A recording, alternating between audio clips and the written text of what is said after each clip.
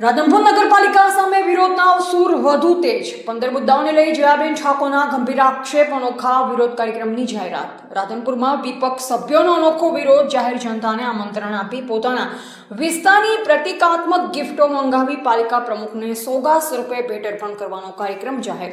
શહેરના વિવિધ પ્રશ્નને લઈ લોકશાહી ઢબે વિરોધ નોંધાવવાનો દાવો રાધનપુર નગરપાલિકાની કામગીરીને લઈ છેલ્લા કેટલાક સમયથી ઉઠી રહેલ પ્રશ્ન વચ્ચે હવે રાજકીય માહોલ વધુ ગરમાયો છે નગરપાલિકાના વિરોધ પક્ષના સભ્ય જયાબેન ઠાકોરે શહેરના વિકાસ કાર્યો નાગરિક સુવિધા અને વહીવટી કામગીરીને લઈ સત્તાધીશો સામે ગંભીર આક્ષેપ કર્યા છે તેમણે જણાવ્યું કે શહેરના અનેક પ્રશ્ન અંગે વારંવાર રજૂઆત કરવા છતાં તંત્ર દ્વારા કોઈ અસરકારક કાર્યવાહી કરવામાં આવતી નથી જે કારણે સામાન્ય નાગરિકોમાં અસંતોષ સતત વધી રહ્યો છે જયાબેન ઠાકોરના જણાવ્યા મુજબ શહેરના રસ્તા ગટર પીવાના પાણી સ્વચ્છતા સ્ટ્રીટ લાઇટ વરસાદી પાણીના નિકાલ વિકાસ કાર્ય સહિત કુલ 15 જેટલા મહત્વપૂર્ણ મુદ્દાઓ અંગે અનેકો વખત લેખિત અરજીઓ આરટીઆઈ અરજીઓ તેમજ રૂબરૂ રજૂઆતો કરવામાં આવી છે તેમ છતાં પણ આ પ્રશ્નના નિરાકરણ માટે કોઈ નોંધપાત્ર પગલાં લેવામાં આવ્યા નથી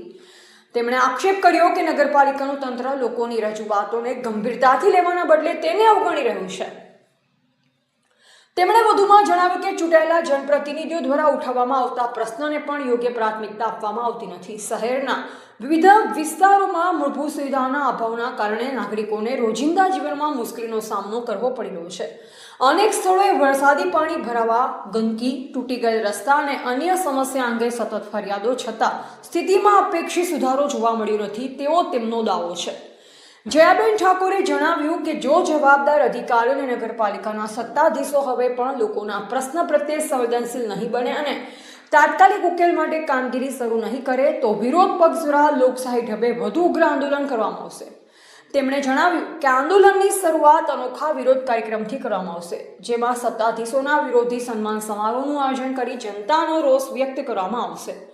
તેમણે જણાવ્યું કે લોકશાહીમાં ચૂંટાયેલી સંસ્થાઓનું પ્રથમ કર્તવ્ય જનતાની સમસ્યાઓનું નિરાકરણ લાવવાનું છે જો લોકોની વારંવારની રજૂઆત છતાં પ્રશ્નનો ઉકેલ ના આવે તો લોકવિશ્વાસને ઠેસ પહોંચે છે તેમણે સત્તાધીશોને જનહિતને સર્વોપરી રાખી શહેરના પ્રશ્નના ઝડપી ઉકેલ માટે તાત્કાલિક કાર્યવાહી કરવાની માંગ કરી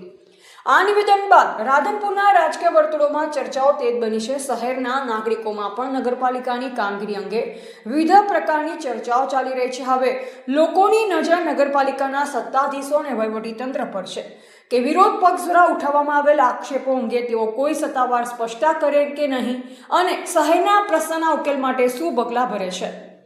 ઉલ્લેખનીય છે કે છેલ્લા કેટલાક સમયથી રાધનપુરમાં નાગરિક સુવિધા અને વિકાસ કાર્યને લઈ વિવિધ સ્તરે રજૂઆત અને વિરોધના અવાજો ઉઠતા રહ્યા છે આવી સ્થિતિમાં વિરોધ પક્ષ દ્વારા કરવામાં આવેલ નવી જાહેરાત બાદ આગામી દિવસોમાં શહેરનું રાજકારણ વધુ ગરમાય તેવી શક્યતા વ્યક્ત કરવામાં આવી રહી છે ધ ગુજરાત લાઈવ ન્યૂઝ સાથે ગોવાબાઈ આહિર પાટણ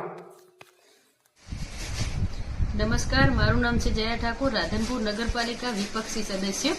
આપ સૌને વિડીયોના માધ્યમથી રાધનપુર વાસીઓને જણાવવા માંગુ છું કે રાધનપુરની અંદર જ્યાં જુઓ તે ગંદકી જ્યાં જુઓ તો ઉભરાતી ગટરો ખાડાખિયા કોઈ રોડ રસ્તા સારા નથી સ્ટ્રીટ લાઇટો બંધ છે પીવાનું ભેળસેળ પાણી આવી રહ્યું છે ત્યારે અવારનવાર 1.5 વર્ષથી આપણે એમને લેખિતમાં રજૂઆતો આપી રહ્યા છીએ છતાં આ કાઢે કાન કરવામાં આવી રહ્યા છે કંઈ સાંભળતા નથી ચીફ ઓફિસરને કહેવા જઈએ તો ગુસ્સાથી પાવરથી વાત કરી રહ્યા છે એટલે અમે અમને રિમાઇન્ડર 2 વાર લેટરો આપ્યા છે આરટીઆઈ પણ કરી છે પણ કોઈ પણ જાતની હજુ સુધી અમને કોઈ માહિતી આપવામાં આવી રહેલી નથી તો હવે સમગ્ર રાધનપુરની જાહેર જનતાને આ પડતર પ્રશ્નોને લઈ અને આપણે પાલિકા પ્રમુખનો એક સન્માન સમારોહ રાખવાનો છે એટલે કે ગિફ્ટ સોગાત ભેટ આપવાની છે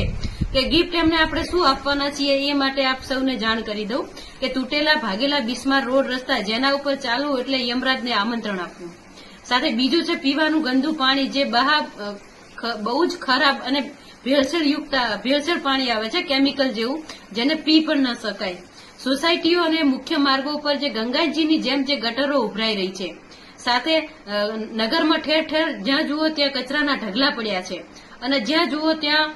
બિલકુલ પીવાનું પાણી મળી રહેલું નથી બુમરાડો પડી રહેલી છે સાથે સ્ટ્રીટ લાઇટો બંધ પડી છે રાધનપુરને આટલું અદભુત અને રોગચાળા યુક્ત નરક બનાવવા પાછળ આપણા નગરપાલિકાના પ્રમુખશ્રીની રાત દિવસની કામચોરી અને નિષ્ફળતા જવાબદાર છે તો પછી આવી અદભુત નિષ્ફળતા બદલ તેમનું સન્માન કેમ ન કરવામાં આવે એ વિચારીને આપણે એક આયોજન કર્યું છે માટે હવે અરજીઓ તો આપણે કરીને થાક્યા અને હવે અરજીઓનો સમય થયો છે પૂરો તો હવે પ્રમુખશ્રીને તેમની ભાષામાં જવાબ આપવા માટે રાધનપુરની જનતાને એક ખાસ કટાક્ષ રીતે ગિફ્ટો આપવા માટે એક સ્વાગત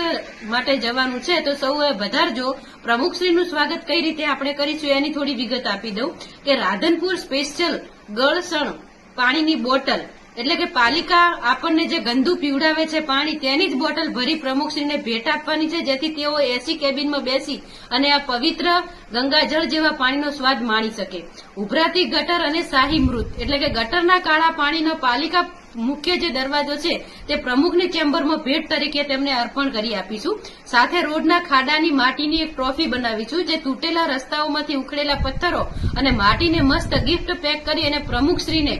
બેસ્ટ રોડ કન્સ્ટ્રક્શન એવોર્ડ તરીકે એમને આપીશું. જાહેર કચરાનો સાઈ બુકે એટલે કે નગરના રસ્તા ઉપરથી જે વીણેલા પ્લાસ્ટિક અને કચરો જોરદાર ગુલદસ્તો બનાવશું અને તેમના ટેબલ ઉપર શોભા વધારવા માટે તેમને ગિફ્ટ રૂપે